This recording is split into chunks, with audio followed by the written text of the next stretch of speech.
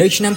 2018មានមនុស្សរាប់លានអ្នកជំវិញពិភពលោកជឿថាម៉ូម៉ូគឺជាអ្វីមួយដ៏គ្រោះថ្នាក់ហើយទាំងនេះគឺជាការពិតនៅពីក្រោយរឿងម៉ូម៉ូអ្នកទាំងអស់គ្នាសាកសម័យមើលថាយប់មួយអ្នកទាំងអស់គ្នាកំពុងតែលេងទូរស័ព្ទសុកស្រាប់តែមានគណនីចម្លែកមួយផ្ញើសារមកហើយរូប profile របស់វាគឺជាស្ត្រីមុខគួរឲ្យខ្លាចភ្នែកលៀនមានស្នាមញញឹមប្លែកនិងជើងដូចបាក់សីគណនីនោះសរសេរថាខ្ញុំកំពុងមើលអ្នកហើយនៅឆ្នាំ2018មានមនុស្សរាប់លានអ្នកជំវិញពិភពលោកជឿថាម៉ូម៉ូគឺជារបស់មួយដ៏គ្រោះថ្នាក់អ្នកខ្លះនិយាយថាវាបង្ខំឲ្យក្មេងៗធ្វើបេសកកម្មគ្រោះថ្នាក់អ្នកខ្លះទៀតថែមទាំងជឿថាវាជាប់ពាក់ព័ន្ធនឹងការសម្លាប់ខ្លួនទៀតផងប៉ុន្តែតើម៉ូម៉ូពិតជាមានមែនដែរឬទេឬគ្រាន់តែជាការបោកបញ្ឆោតដ៏ធំបំផុតមួយនៅលើអ៊ីនធឺណិតថ្ងៃនេះយើងនឹងស្វែងរកការពិតនៅពីក្រោយម៉ូ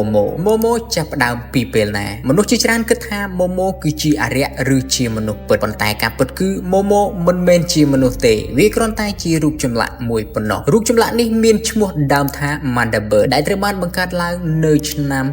2016ដោយវិចិត្រករជប៉ុនម្នាក់ឈ្មោះ Keisuke Aso សម្រាប់ជាការតាំងពិព័រណ៍សិល្បៈនៅទីក្រុង New York មុខវាដូចជាមនុស្សស្រីប៉ុន្តែជើងវាដូចជាបាក់សីរូបរាងដ៏ចម្លែកនេះត្រូវបានបង្កើតឡើងដោយទទួលឥទ្ធិពលពីរឿងព្រេងជប៉ុនមួយដែលហៅថា Yubon ដំបូងឡើយវាគ្រាន់តែជាស្នាដៃសិល្បៈធម្មតាប៉ុណ្ណោះគ្មានអ្នកណាគិតថាវានឹងក្លាយជារឿងដ៏ល្បីទូទាំងពិភពលោកនោះទេបន្ទាប់ពីរូបថតរបស់វាត្រូវបានបង្ហោះលើ Instagram មនុស្សជាច្រើនចាប់ផ្ដើមចែករំលែកបន្តហើយនៅទីនោះមានរឿងរ៉ាវដ៏គួរឲ្យខ្លាចក៏បានចាប់ផ្ដើមឡើងកំណើត Momo Challenge នៅពាក់កណ្ដាលឆ្នាំ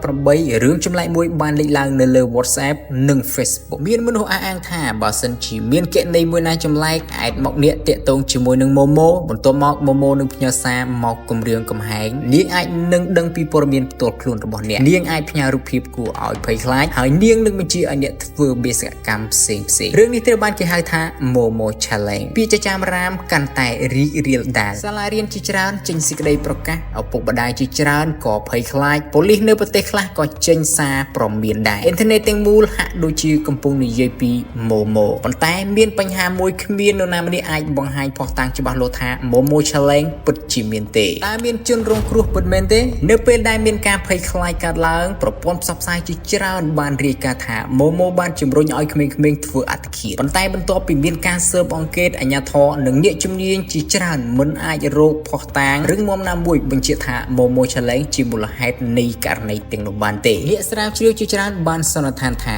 Momo Challenge ភាគច្រើនគឺជាការបោកបញ្ឆោតតាមអ៊ីនធឺណិតមានត្រូលមួយចំនួនប្រើរូប Momo ដើម្បីបន្លាចមនុស្សប៉ុន្តែគ្មានភស្តុតាងថាមានអង្គការសម្ងាត់ឬបណ្ដាញដ៏គ្រោះថ្នាក់ណាមួយនៅពីក្រោយវាទេអ្វីដែលធ្វើឲ្យ Momo ខ្លាំងមិនមែនដោយសារវាមានអំណាចអាថ៌កំបាំងអ្វីនោះទេប៉ុន្តែដោយសារតែមនុស្សជឿលើវាហេតុអ្វីមនុស្សជាច្រើនជឿសំណួរនេះគឺចាប់អារម្មណ៍ខ្លាំងមែនទែនគឺហេតុអ្វីបានជាមនុស្សជាច្រើនជឿលើ Momo ចម្លើយគឺការភ័យខ្លាចខួរក្បាលមនុស្សតែងតែចាប់អារម្មណ៍ទៅលើរឿងគ្រោះថ្នាក់នៅពេលយើងឃើញរូបភាពគួរឲ្យខ្លាចយើងមានអារម្មណ៍ថាវាអាចជាការពិតបន្ទាប់មក Social Media ចាប់ផ្ដើមចែករំលែកបន្តមនុស្សម្នាក់ប្រាប់ទៅកាន់មនុស្សម្នាក់ទៀតអ្នកសារព័ត៌មានខ្លះរាយការណ៍ដោយមិនទាន់ផ្ទៀងផ្ទាត់ព័ត៌មានគ្រប់គ្រាន់ចុងក្រោយរឿងប្រឌិតមួយបានក្លាយជាព័ត៌មានពិភពលោកនេះគឺជាឧទាហរណ៍ដ៏ល្អបំផុតនៃអ្វីដែលគេហៅថាការភ័យខ្លាចស្លន់ស្លោជាក្រុមតើ Momo នៅឯណាឥឡូវនេះបន្ទាប់ពីរឿង Momo ផ្ទុះឡើងទូទាំងពិភពលោកវិចិត្រករដែលបង្កើត Mandabird មានការភ្ញាក់ផ្អើលយ៉ាងខ្លាំងគាត់មិនដែលចង់ឲ្យស្នាដៃរបស់គាត់ត្រូវបានប្រើដើម្បីបន្លាចក្មេងៗនោះទេក្រោយមកគាត់បានបញ្ជាក់ថារូបចម្លាក់ដើមត្រូវបានខូចនិងត្រូវបានបោះបង់ចោលនោះមានន័យថា Momo ដែលមនុស្សយើងជាច្រើនខ្លាចមិនដែលមានជីវិតឡើយវាគ្រាន់តែជារូបចម្លាក់មួយដែលត្រូវបានអ៊ីនធឺណិតបង្កើតរឿងបន្ថែមពីលើវាដូច្នេះការពិតនៅពីក្រោយ Momo គឺថាវាមិនមែនជាអារក្សក៏មិនមែនជាឃាតករហើយក៏មិនមែនជាអង្គការសម្ងាត់ណាមួយដែរវាគ្រាន់តែជារូបចម្លាក់សិល្បៈមួយដែលត្រូវបានបំលែងទៅជារឿងព្រេងអ៊ីនធឺណិតដ៏ល្បីល្បាញបំផុតនៅក្នុងប្រវត្តិសាស្ត្ររឿង Momo បង្រៀនយើងថាមិនមែនអ្វីៗដែលយើងឃើញនៅលើអ៊ីនធឺណិតសុទ្ធតែជាការពិតទេពេលខ្លះអ្វីដែលគួរឲ្យខ្លាចបំផុតគឺមិនមែនជា Momo ទេប៉ុន្តែវាជាព័ត៌មានមិនពិតដែលរីករាលដាលលឿនជាងការគិតអ្នកទាំងអស់គ្នាធ្លាប់ខ្លាច Momo ទេនៅកាលឆ្នាំ2018បើសិនជាអ្នកទាំងអស់គ្នាស្គាល់ឬមួយក៏ពេលហ្នឹងអ្នកទាំងអស់គ្នាខ្លាចកុំភ្លេច comment ប្រាប់ឲ្យខ្ញុំបាននឹងផងជួបគ្នានៅក្នុងវីដេអូក្រោយៗទៀត